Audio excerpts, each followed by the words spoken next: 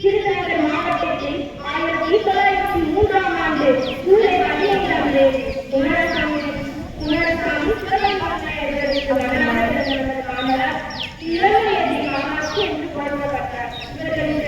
இவர்களின் பெற்றோர் செல்லமாக ராஜாவை அழைக்க காமராஜர் என்று பெயர் வருகிறது. பல்லாயிரக்கணக்கான பள்ளிகளை திறந்தவர் மற்றும் திட்டத்தை கொண்டு வந்தவர்.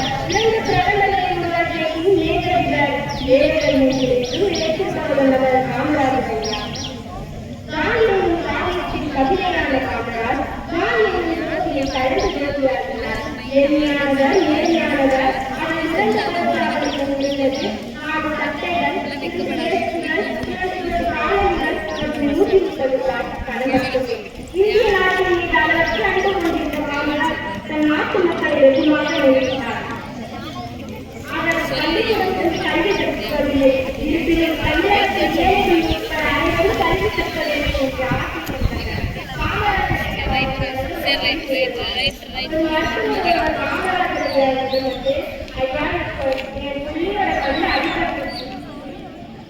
என் பிள்ளையோட கண்ணு அடிபட்டுச்சு. இன்னும் 1 நாள் கூட லண்டனுக்கு சிகிச்சை எடுக்கலனா என் பிள்ளையோட காலையே பேருமையா. ஆனா மேல் அதிகாரி என்ன சொல்றாங்கன்னா 5 நாள் கூட லெட்டர் எழுதி போடுங்க, கட்டப்படி 5 நாள் மேலதான் இந்த லண்டனுக்கு போகணும்னு சொன்னாங்க. இனிமேதான் ஏதாவது வழிபாகணும் அப்படின்னு அந்த மருத்துவர் காமராஜர் ஐயா என்ன சொன்னாங்க. அந்த காமராஜர் என்ன கல்வி சொன்னாங்க தெரியுமா? உடனே சர்ச்சையே கூட கொடுத்தாங்க. மேல் அதிகாரி அந்த படிக்கிறதுல சிந்தி குழந்தை